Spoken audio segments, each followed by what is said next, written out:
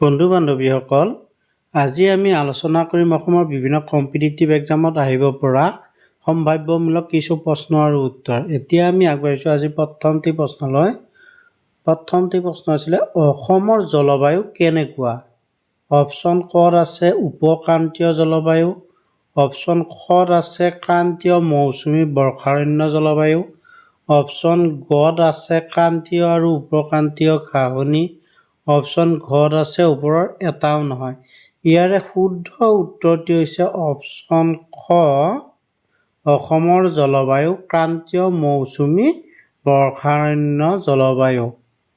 এতিয়া আমি আগবাঢ়িছোঁ আজি আন এটি প্ৰশ্নলৈ। অসমৰ গড় বাৰ্ষিক বৰষুণৰ পৰিসৰ কিমান? ইয়াতে অপশ্যন চাৰিটা দিয়া আছিলে। অপশ্যন ক'ত আছে 680 মিলিমিটাৰ, অপশ্যন খত আছে 1186 মিলিমিটাৰ, অপশ্যন গত আছে 2818 মিলিমিটাৰ, অপশ্যন ঘত আছে 2967 মিলিমিটাৰ। ইয়াৰে শুদ্ধ উত্তৰটি হৈছে অপশ্যন গ, শুদ্ধ উত্তৰ 2818 মিলিমিটাৰ। অপশ্যন গটো শুদ্ধ উত্তৰ 2818 মিলিমিটাৰ। এতিয়া আমি আগবাঢ়িছোঁ আজিৰ আন এটি প্ৰশ্নলৈ। ব্ৰহ্মপুত্ৰ নদীৰ উৎসৰ পৰা সাগৰলৈ মুঠ কিমান দৈৰ্ঘ্য? ব্ৰহ্মপুত্ৰ নদীৰ উৎসৰ পৰা সাগৰলৈ মুঠ দৈৰ্ঘ্য কিমান? ইয়াতে অপশ্যন চাৰিটা আছিলে। অপশ্যন ক'ত আছে 1100 কিলোমিটাৰ, অপশ্যন খত আছে 1590 কিলোমিটাৰ, অপশ্যন গত আছে 1988 কিলোমিটাৰ, অপশ্যন ঘত আছে 2391 কিলোমিটাৰ। ইয়াৰে শুদ্ধ উত্তৰটি হৈছে অপশ্যন ক, 1100 কিলোমিটাৰ। এতিয়া আমি আগবাঢ়িছোঁ আজি আন এটি প্ৰশ্নলৈ। ব্ৰহ্মপুত্ৰ নদী কোন দিশে আগবাঢ়ি যোৱাৰ প্ৰৱণতা বেছি? অপশ্যন চাৰিটা দিয়া আছিলে। অপশ্যন ক'ত আছে উত্তৰ দিশে, অপশ্যন খত আছে পূব দিশে, অপশ্যন গত আছে দক্ষিণ দিশে, অপশ্যন ঘত আছে পশ্চিম দিশে। ইয়াৰে শুদ্ধ উত্তৰটি হৈছে অপশ্যন গ, দক্ষিণ দিশে। এতিয়া আমি আগবাঢ়িছোঁ আজি আন এটি প্ৰশ্নলৈ। কোনখন নদী হৈছে ব্ৰহ্মপুত্ৰ নদীৰ সৰ্ববৃহৎ দক্ষিণ পাৰৰ উপনদী? অপশ্যন চাৰিটা দিছিলে। অপশ্যন ক কপিলী, অপশ্যন খ দিহিং, অপশ্যন গ ধনশিৰি, অপশ্যন ঘ কলং। ইয়াৰে শুদ্ধ উত্তৰটি হৈছে অপশ্যন ক কপিলী। কপিলী নদী সৰ্ববৃহৎ দক্ষিণ পাৰৰ উপনদী। এতিয়া আমি আগবাঢ়িছোঁ আজি আন এটি প্ৰশ্নলৈ। কোনখন নদী বৰাক নদীৰ উত্তৰ পাৰৰ সৰ্ববৃহৎ উপনদী? অপশ্যন চাৰিটা দিয়া আছিলে। অপশ্যন ক আছে ধলেশ্বৰী, অপশ্যন খ আছে মধুৰা, অপশ্যন গ আছে চিংলা, অপশ্যন ঘ আছে কাটাখাল। ইয়াৰে শুদ্ধ উত্তৰটি হৈছে অপশ্যন খ, মধুৰা। বৰাক নদীৰ উত্তৰ পাৰৰ সৰ্ববৃহৎ নদী হৈছে মধুৰা। এতিয়া আমি আগবাঢ়িছোঁ আজি আন এটি প্ৰশ্নলৈ। অসমৰ কোনখন নদী পাকিস্তানৰ ৰাষ্ট্ৰীয় মাছ তুৰ্পুটিটোৰাৰ বাবে বিখ্যাত? ইয়াতে অপশ্যন চাৰিটা দিছিলে। অপশ্যন ক'ত আছে দিহিং, অপশ্যন খত আছে কলং, অপশ্যন গত আছে জীয়া ভৰালী, অপশ্যন ঘত আছে মানস।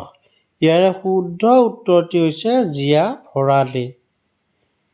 পাকিস্তানৰ ৰাষ্ট্ৰীয় মাছ তুৰ্পুটিটোৰা জীয়া ভৰালীত বিখ্যাত। এতিয়া আমি আগবাঢ়িছোঁ আজি আন এটি প্ৰশ্নলৈ। মানস নদীৰ নাম ক'ৰ পৰা আহৰণ কৰা হৈছে? অপশ্যন ক মানস সৰোবৰ হ্ৰদ, অপশ্যন খ সৰ্পদেৱী মনসা, অপশ্যন গ সংস্কৃত শব্দ মানস বা মন, অপশ্যন ঘ এটাও নহয়। ইয়াৰে শুদ্ধ উত্তৰটি হৈছে অপশ্যন খ, শুদ্ধ উত্তৰ সৰ্পদেৱী মনসাৰ পৰা মানস নদীৰ নাম আহৰণ কৰা হৈছে। এতিয়া আমি আগবাঢ়িছোঁ আজি আন এটি প্ৰশ্নলৈ। তৃষ্ণা নদীখনৰ সৈতে লগ হোৱাৰ পিছত ব্ৰহ্মপুত্ৰ নদীখনক কি বুলি জনা যায়? ইয়াতে অপশ্যন চাৰিটা দিছিলে। ক'ত আছে যমুনা, অপশ্যন খত আছে পদ্মা, অপশ্যন গত আছে মেঘনা, অপশ্যন ঘত আছে দিহাং। ইয়াৰে শুদ্ধ উত্তৰটি হৈছে অপশ্যন খ যমুনা। তৃষ্ণা নদীৰ সৈতে লগ হোৱাৰ পিছত ব্ৰহ্মপুত্ৰ নদীখনক যমুনা বুলি জনা যায়। এতিয়া আমি আগবাঢ়িছোঁ আজি আন এটি প্ৰশ্নলৈ।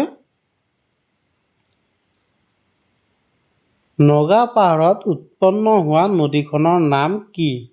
ইয়াতে অপশ্যন চাৰিটা দিছিলে। অপশ্যন কত আছে কামুং, অপশ্যন খত আছে সোৱণশিৰি, অপশ্যন গত আছে ভোগদৈ, অপশ্যন ঘত আছে এটাও নহয়। ইয়াৰে শুদ্ধ উত্তৰটি হৈছে অপশ্যন গ ভোগদৈ। ভোগদৈ শুদ্ধ উত্তৰ। নগা পাহাৰত উৎপন্ন হোৱা নদীখনৰ নাম হৈছে ভোগদৈ।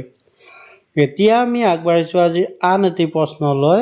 ভোগদৈ পূৰ্বতে কি নামেৰে জনাজাত আছিল?